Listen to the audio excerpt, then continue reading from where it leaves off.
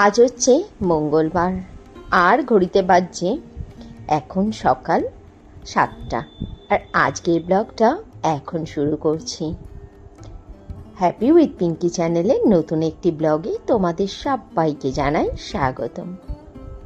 গরমে তোমরা সবাই কেমন আছো আগে এই কথাটা বলো তো। আমার অবস্থা কিন্তু খুবই খারাপ। এই গরমকাল আসলে মনে হয় গরমটা কবে যাবে আর শীতটা কবে আসবে।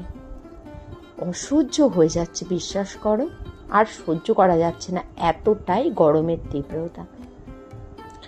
আর আজই প্রথম যে বন্ধুরা আমার ভিডিওটি দেখছো প্লিজ সাবস্ক্রাইব করে নিও। পুরনো বন্ধুরা তোমাদের সবাইকে অনেক ভালোবাসা। ভিডিওটি কেমন লেগেছে সেটি অবশ্যই কমেন্টস করে বলো। লাইক করতে একদমই ভুলো না।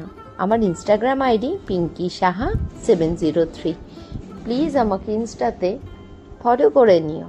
অ্যাবাউটার ডেসক্রিপশানে আমার ইনস্টা লিঙ্ক পেয়ে যাবে। প্রতিদিনের ন্যায় আজও লেগে পড়েছি আমি আমার নিত্যকর্মে। সকালবেলা হলে কাজ আর কাজ, কাজ করে করে আর একদম কোনো দিকে মাথাটা দেওয়ার সময়ই পাই না। সকাল থেকে উঠে রাত পর্যন্ত ঘড়ির সাথে পাল্লা দিয়ে চলতে হয়, টাইম টু টাইম। এর মধ্যে ফালতু কোনো চিন্তা ভাবনা করার সময়ই পাই না। নিজের কথা আর নিজের সংসারের কথা ভেবেই কুল পাই না, তো পরের কথা ভাববো কী করে। আসলে কিছু কিছু মানুষ আছে যাদের কাজ হচ্ছে সারা দিন পরের ক্ষতিটা কিভাবে করা যায় সেই চিন্তা ভাবনা করা। সারাদিন কাজকর্ম তো কিছুই মনে হয় তাদের নেই। তাদের একটাই কাজ, মানুষের পেছনে লাগা, তাকে কিভাবে ছোট করা যায় সব সময় সেই সমস্ত চিন্তা ভাবনা। যে সমস্ত মানুষগুলো এগুলো করে থাকে তাদেরকে একটা কথাই আমি বলবো, চেষ্টা তুমি চালিয়ে যাও, মানে চেষ্টা চালিয়ে যাও তোমরা ছোট করার জন্য, খারাপ করার জন্য। আর যাদেরকে ছোট করার বা খারাপ করার চেষ্টা করা হচ্ছে তাদেরকে আমি এই কথাটাই বলবো, গায়ে মেখো না। আর ক্ল্যারিফিকেশন দেবার কোনো প্রয়োজন নেই। কে কি ভাবলো, কে কি বলছে তোমার সম্বন্ধে, এগুলো ভেবে আর লাভ নেই। একটা টাইমে আমি বলছি, আমি নিজেকে খুব ভালো প্রমাণ করার চেষ্টা করতাম। হ্যাঁ, আমি খুব ভালো মেয়ে, প্রতি সময় এটাই মাথার মধ্যে ঘুরতো না ও কেন আমাকে খারাপ বললো, আমাকে ওর সামনে সত্যিটা তুলে ধরতে হবে, নিজেকে ভালো প্রমাণ করতে হবে যে আমি এটা করিনি, নিজেকে প্রমাণ করার জন্য বদ্ধপরিকর। এখন আমার কি হয়েছে জানো, এত আঘাত আমি খেয়েছি, খেয়ে নিজেকে এতটাই শক্ত করে ফেলেছি না, জানি যে সামনের লোকটা আমার সম্বন্ধে মিথ্যে কথা বলছে, বানিয়ে বলছে। সে নিজে ভালো থাকার জন্য আমাকে মানে যতটা পারা যায় ছোট করার চেষ্টা করছে, খারাপ করার চেষ্টা করছে, মিথ্যাবাদী প্রমাণ করছে।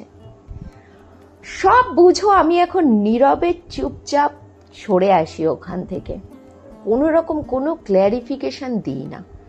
নিজেকে এখন আমি এটা বুঝিয়ে নিয়েছি যে আমি কোনো জামা কাপড় ধোয়ার ডিটারজেন্ট নই যে সবাইকে সাফাই দিতে হবে, সাফ করতে হবে। ছাড়ো ভাই, যাদের কাজ নেই তারা হচ্ছে পরের ক্ষতি করা যায় কি করে সেই সমস্ত চিন্তা ভাবনা করে। আমার সংসারে প্রচুর কাজ, এই জন্য কে কি আমার সম্বন্ধে বললো না বললো ওই সম্বন্ধে আমার কিচ্ছু যায় আসে না।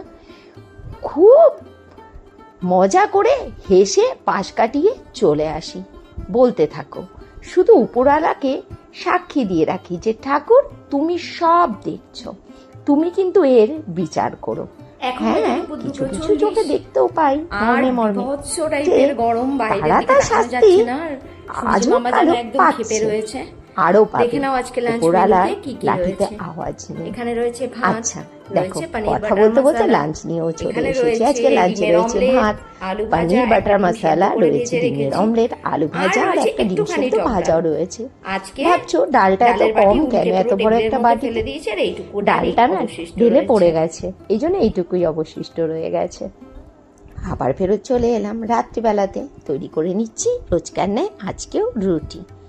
এই গরমে সব থেকে কঠিন কাজ হচ্ছে এই রুটি তৈরি করা। চলে এলাম রাতের খাবার দাবার নিয়ে। রুটি আর দুপুরবেলাতে যে পানির বাটার মশলাটা তৈরি করে রেখেছিলাম এটাই রয়েছে। আর আজকের মতো তাহলে ব্লগটা এখানেই শেষ করছি। সবাই খুব ভালো থেকো, সুস্থ থেকো, সাবধানে থেকো। আবার ফেরত চলে আসবো নতুন আরও একটি ব্লগ সঙ্গে করে নিয়ে। ততক্ষণের জন্য তোমাদের সবাইকে বলছি গুড নাইট।